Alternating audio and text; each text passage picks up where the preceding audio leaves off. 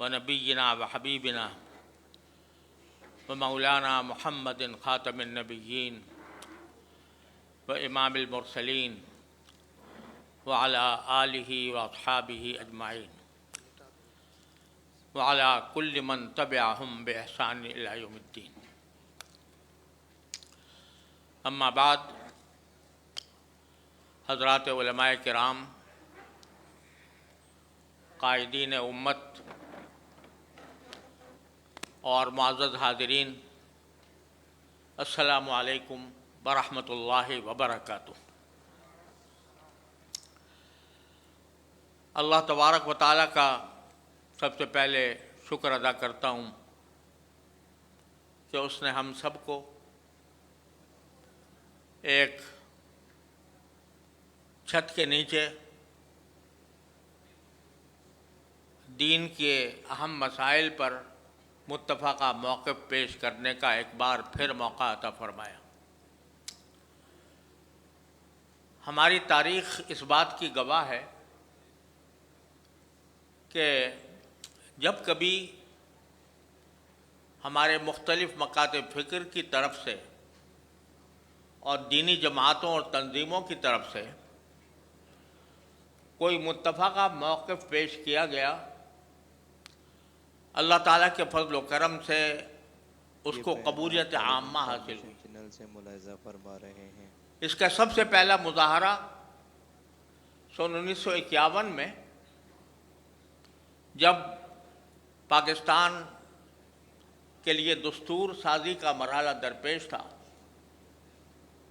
تو اس موقع پر یہ کہا جاتا تھا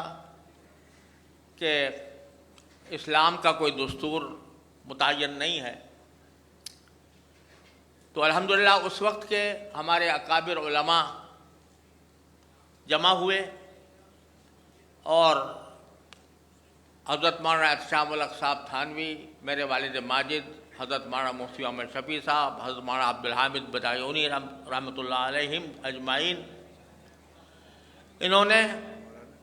33 علماء کا ایک اجتماع سن 1951 میں منعقد کیا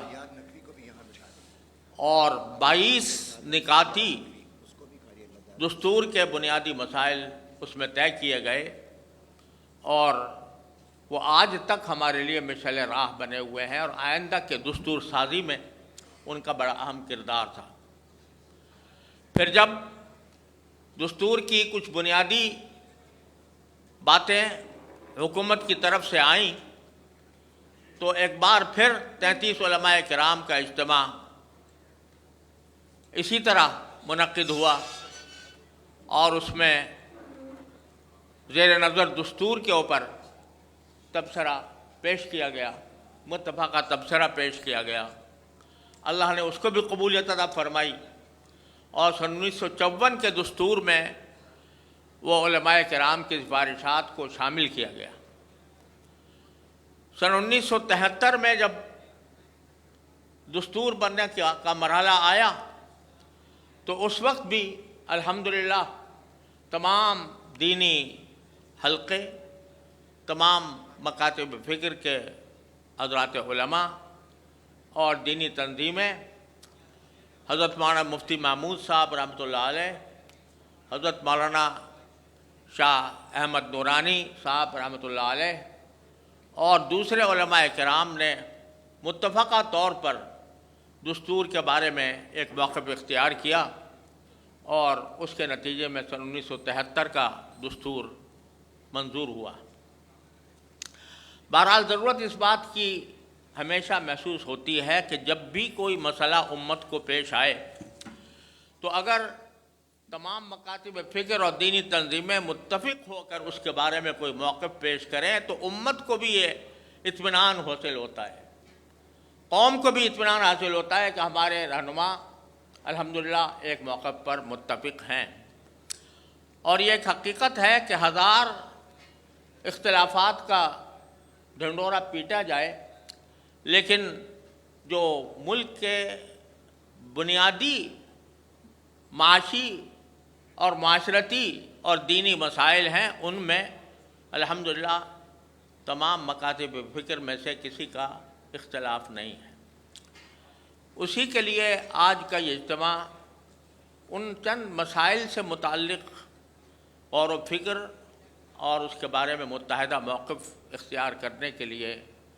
آپ حضرات کو اس میں زحمت دی گئی ہے۔ اس میں آپ اس وقت ہمارے سامنے کچھ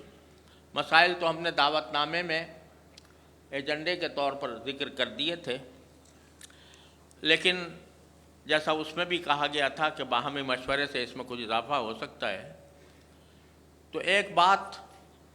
جو سب کے نزدیک متفق علیہ ہے، جس میں کسی کا اختلاف بظاہر نہیں ہے، کہ 1973 کے آئین میں اسلام کو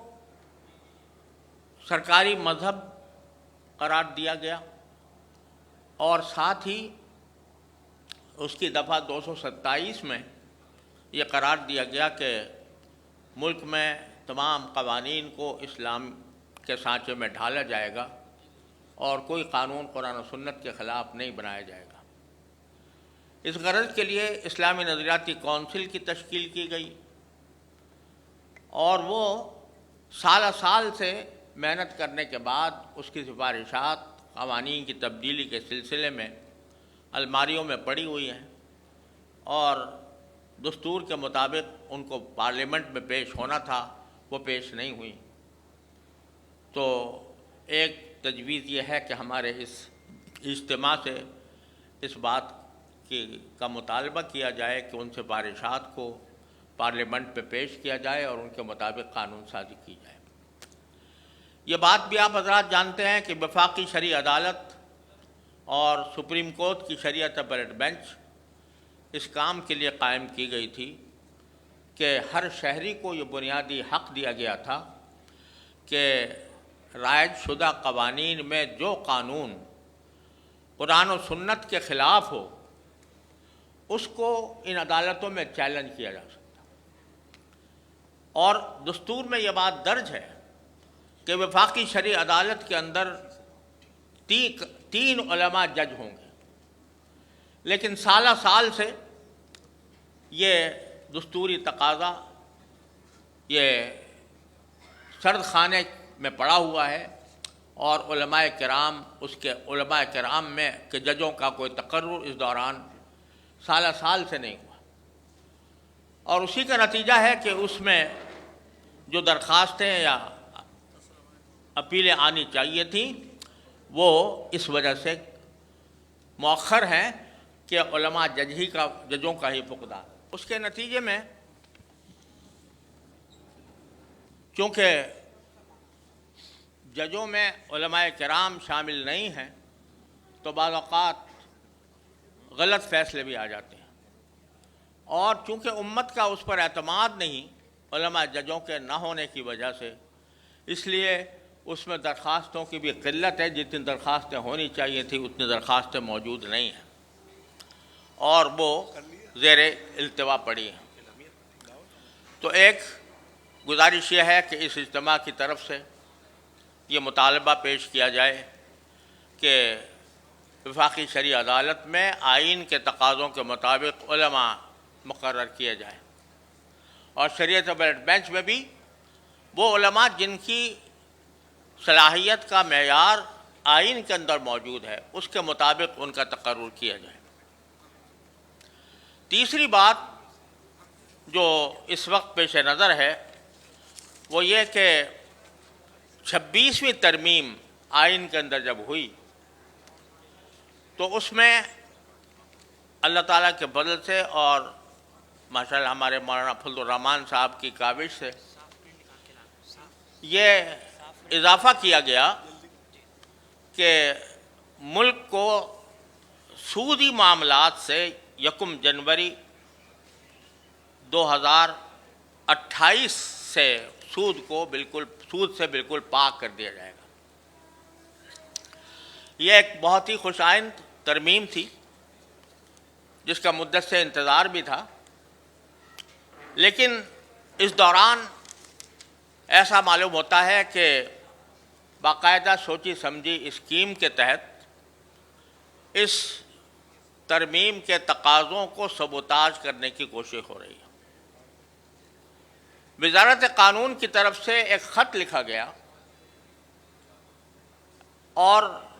اس میں یہ تجویز پیش کی گئی کہ ان بینکوں کو اس ترمیم کے تقاضوں سے مستثنی رکھا جائے، یعنی ان کو سودی معاملات جاری رکھنے کی گنجائش دی جائے جس میں کسی غیر ملکی کی شیئر ہولڈنگ ہے۔ اس وقت صورتحال یہ ہے کہ بڑے بڑے بینک، حبیب بینک، یونائٹڈ بینک، مسلم کمرشل بینک اور بڑے بڑے جتنے بینک ہیں اس میں کچھ غیر ملکی شیئر ہولڈرز کی حصہ داری موجود ہے، اور اب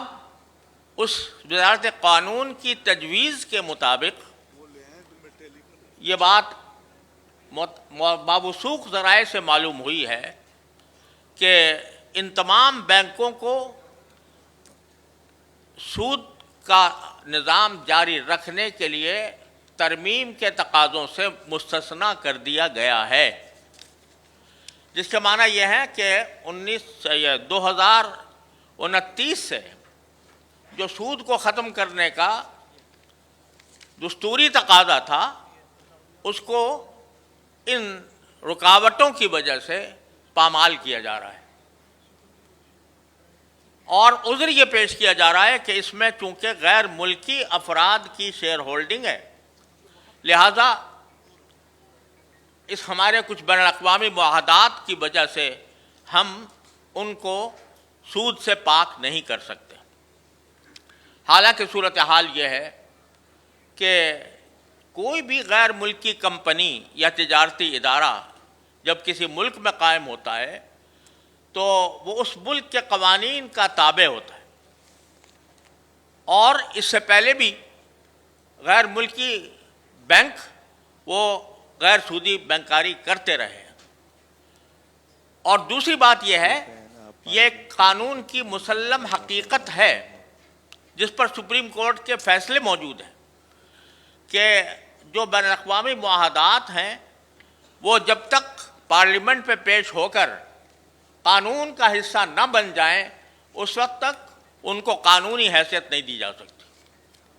لہذا ان معاہدات کی بنیاد پر بڑے بڑے بینکوں کو، سارے بڑے بڑے بینکوں کو اس ترمیم کے تقاضوں سے مستثنی کرنا یہ اللہ اور اس کے رسول صلی اللہ علیہ وسلم کے ساتھ جنگ کے مرادف ہے۔ قرآن کریم نے سود نہ چھوڑنے پر جس جنگ کا اعلان کیا ہے اس کو دعوت دینے کے مرادف ہے۔ اس پر بھی آپ حضرات کو غور کرنا ہے، اس کے بارے میں کوئی مطالبہ پیش کرنا ہے۔ تیسری بات یہ کہ ابھی حال میں آئین میں 17ویں ترمیم کی گئی ہے، 27ویں ترمیم کی گئی ہے۔ اس ترمیم میں بہت سے امور متنازع ہیں، اور اس میں واقعہ یہ ہے کہ عدلیہ کی آزادی کے اوپر بھی اس سے قدغن عائد ہوتی ہے، لیکن جو سب سے زیادہ قرآن و سنت سے متصادم بات اس 27ویں ترمیم میں آئی ہے وہ یہ کہ صدر مملکت اور جو فوج کے جو اعزازی عہدے ہیں، فیلڈ مارشل، اور جو 2 نئے عہدے پیدا کیے گئے ہیں، وہ ہر قسم کی تعزیری قانون کے تحت، کسی بھی فوجداری قانون کے تحت ان کو تا حیات ان پر کوئی مقدمہ نہیں قائم ہو سکتا، اور نہ ان کے اوپر کوئی کارروائی ہو سکتی ہے۔ یہ ایک ایسا اقدام ہے جس کی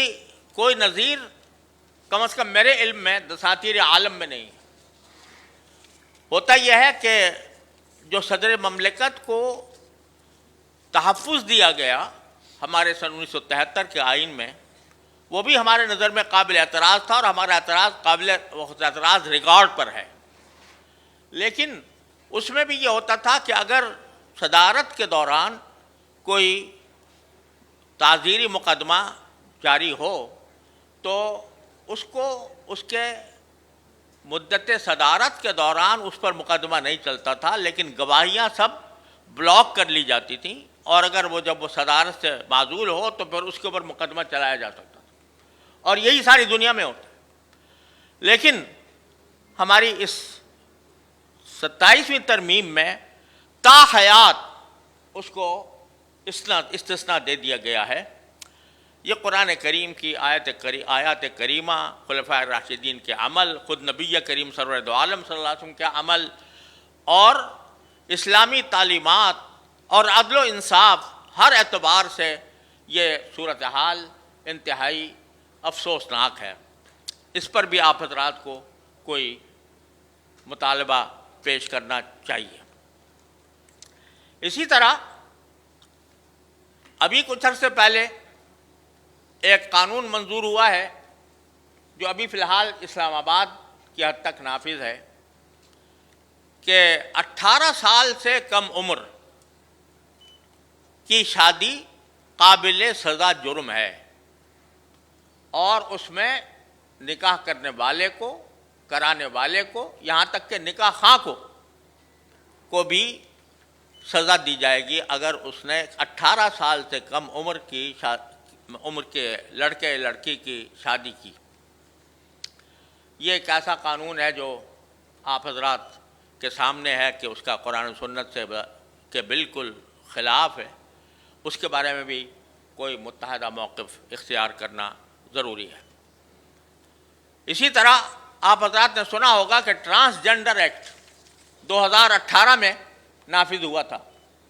یہاں تھوڑی سی وضاحت اس لیے کر دوں کہ بعض اوقات ٹرانسجنڈر کا جو لفظ ہے اس سے بعض لوگ یہ سمجھتے ہیں کہ یہ خنثی کا مرادف ہے، حالانکہ یہ ایک نئی اصطلاح ہے جو مغرب کے لوگوں نے گھڑی ہے اور اس کا خنثی سے کوئی تعلق نہیں ہے. اس کا مطلب یہ ہے کہ ہر انسان اس بات کے لیے آزاد ہے کہ وہ اپنے آپ کو مذکر سمجھے یا مؤنث سمجھے. تخلیقی اعتبار سے وہ کچھ بھی ہو، لیکن وہ اگر ایک بظاہر مذکر ہے اور وہ اپنے آپ کو یہ کہے کہ میں تو مؤنث ہوں تو اس کو یہ اختیار حاصل ہے. اور مغربی دنیا میں انسان کی بہت سی صنفیں بنا دی گئی ہیں جو LGBTQ کے نام سے مشہور ہیں. اس قانون کو 2018 میں منظور کیا گیا تھا اور وفاقی شرعی عدالت نے اس کو اسلام کے خلاف قرار دیا، لیکن حکومت نے اس کے خلاف اپیل دائر کر دی اور وہ اپیل ابھی تک پینڈنگ ہے، سپریم کورٹ کے چیئر بینچ میں. البتہ یہ سننے میں آیا ہے کہ سینٹ کی کوئی کمیٹی اس کی عمدہ ترمیم پر غور کر رہی ہے. لیکن اگر ٹرانسجنڈر ایکٹ کو ہمارے اوپر مسلط کیا جاتا ہے تو اس کا مطلب یہ ہے کہ ہم جنس پرستی کا دروازہ کھول رہے ہیں. لہذا اس بارے میں بھی آپ سب حضرات کو ایک متحدہ موقف اختیار کرنا ہے. ایک بات یہ ہے کہ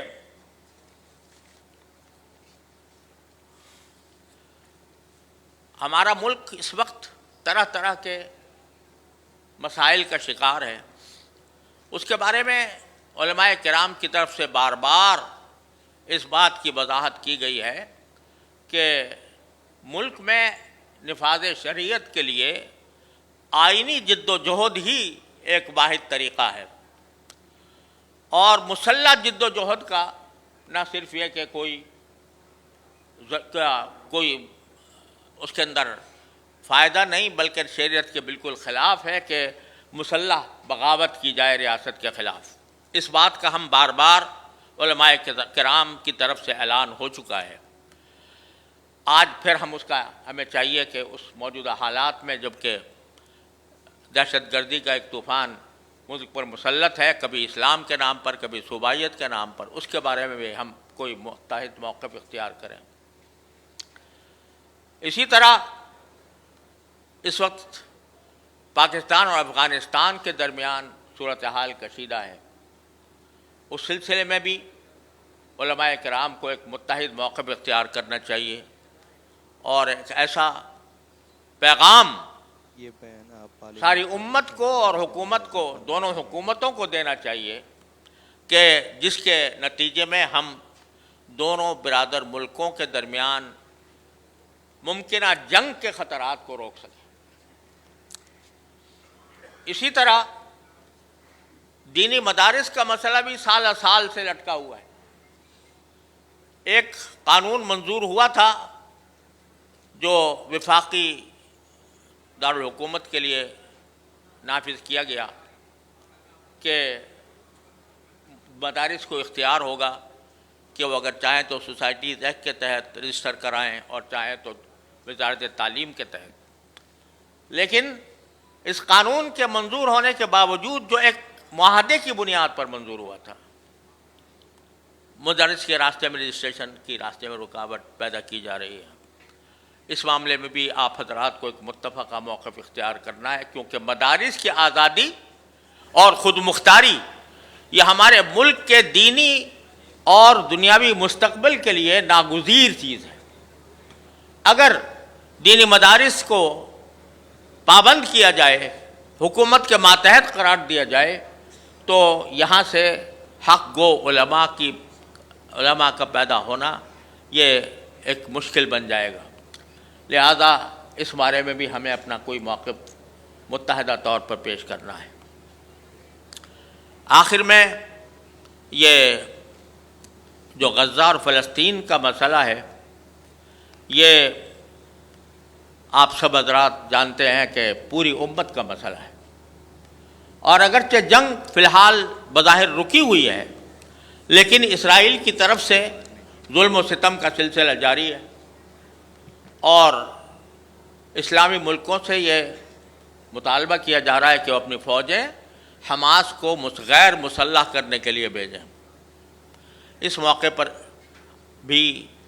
ہم سب کو متحد ہو کر ایک موقف اختیار کرنا چاہیے کہ ہمارے ملک کی فوجیں وہ حماس کو غیر مسلح کرنے یعنی اسرائیل کو طاقت پہنچانے کا ذریعہ نہ بنے۔ یہ چند موضوعات ہیں جو اس وقت آپ حضرات کے سامنے زیر غور ہیں، اور اس کے بارے میں آپ حضرات کوئی متفقہ موقف پیش کریں گے تو انشاءاللہ امت کی صحیح رہنمائی ہوگی، اور حکومت کو بھی اس بات کا پتہ چلے گا کہ ان مسائل پر علماء کرام کے درمیان، دینی تنظیموں اور جماعتوں کے درمیان کوئی اختلاف موجود نہیں ہے۔ اللہ تعالی ہم سب کو اپنے فضل و کرم سے اپنی رضا کی خاطر اخلاص کے ساتھ صحیح موقف اختیار کرنے کی توفیق عطا فرمائے اور اس کو قبولیت عطا فرمائے۔ وآخر دعوانا الحمدللہ رب العالمین۔